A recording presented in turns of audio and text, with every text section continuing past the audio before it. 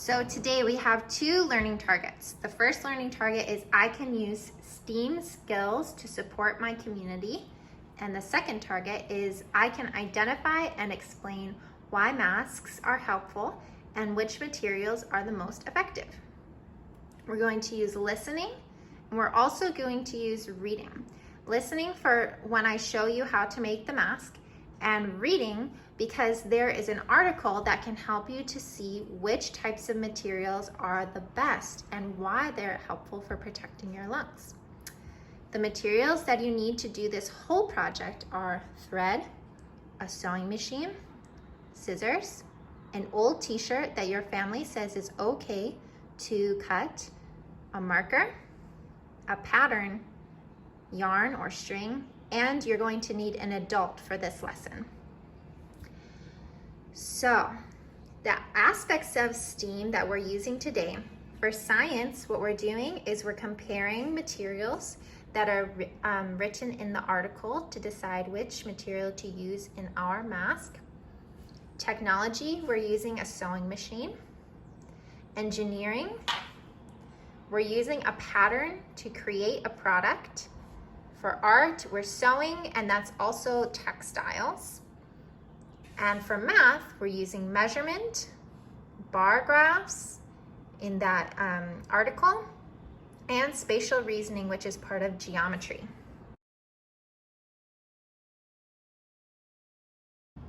So the first thing we're going to do is you're going to take your pattern. Now this pattern came from an article that was made by a man whose job it is to sew, and he lives in Italy. So he decided to take his skill as part of the community and to create an opportunity for people to make their very own masks. So what I did was I cut out the pattern, and then I also made sure that there was an extra space, about 1/2 inch outside of the large, and then about 1.5 inches on the side. So usually an engineer from the textile industry or someone who sews clothes or designer is going to create a pattern, and then that is their property. You don't get to share it. But this person, he said that you can share this with whoever you want. This is a t-shirt that I don't need anymore, and I'm going to use it. The article taught me that the best type of fabric that I have in my house right now is going to be a blended t-shirt. So that means when I look at the tag, it says it's 50% cotton and 50% polyester. It is not 100% cotton. I laid out my t-shirt so it's very flat, and I'm going to start tracing my pattern.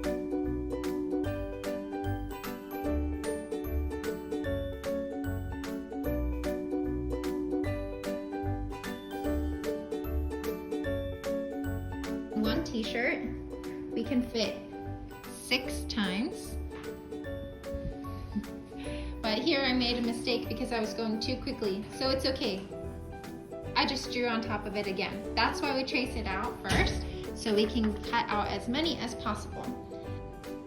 Now I'm going to go ahead and take my scissors, and I will cut out each of these shapes.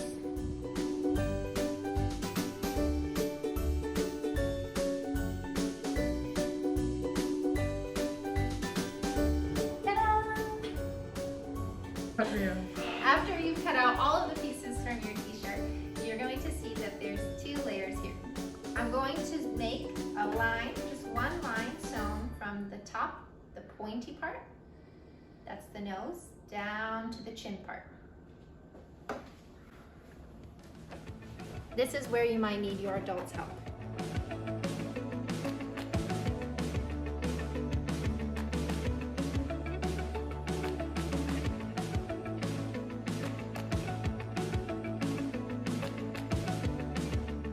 You can see the seam here. That's why we made the extra piece on our pattern. You can see the seam. And now that I have one done, I'm gonna open it up. I'm gonna choose a different color because I want them to be a different color on the outside and the inside on my finished mask, like this. And I'm going to, I already sewed this one. I'm going to put the parts that I want on the outside touching. I want this part on the outside and I want this part on the outside, like a sandwich. And make sure the pointy nose part is matching the pointy nose part. So now I should see the seam, this is called the seam on one side, and when I flip it, I see the seam on the other side. And I want to match all of my pieces together. I'm going to sew all the way around, making sure I slow down here, making sure I do my corners correctly. I'm going to go all the way around, but I'm not going to sew this part. I need this part to be open so I can flip it inside out, because this is the inside of the mask.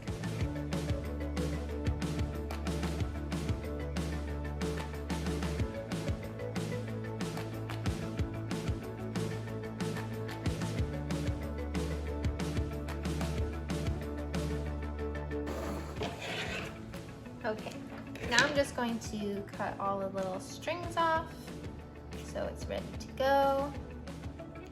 And you can see really well here on purple all of the seam, the white seam.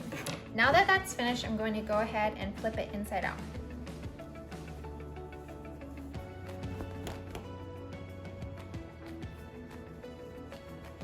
Okay, put my finger in the corner.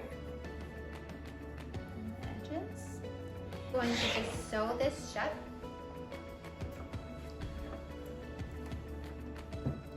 On the edge.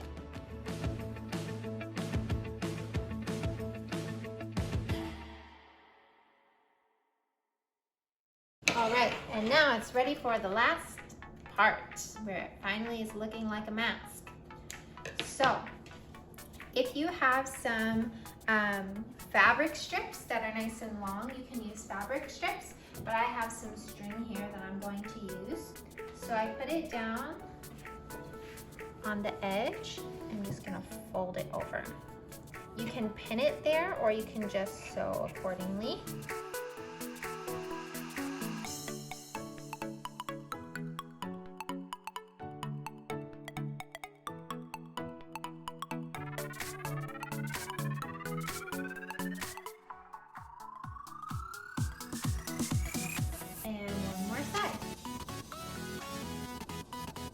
It's important that we don't go outside to buy new things.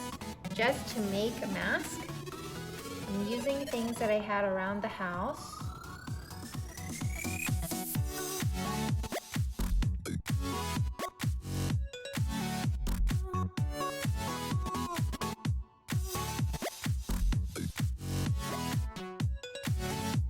And that is a finished mask. So, if you want to do some finishing touches, you can sew around the border. I sewed all the way around. This keeps it from getting all mixed up in the washing machine. And you can also tie some knots if you're using string on either side so the rope doesn't slip through, the string doesn't slip through. But if you're using fabric, you'll just sew it right across so it's not as big of a problem. Right, so that's how you make a mask. Let me know. Were you able to make this with your family? And if you were, could you figure out what kind of material I chose and why I made it in 2 layers rather than 1 layer? If you can find those answers on the website, let me know. Have fun. Bye.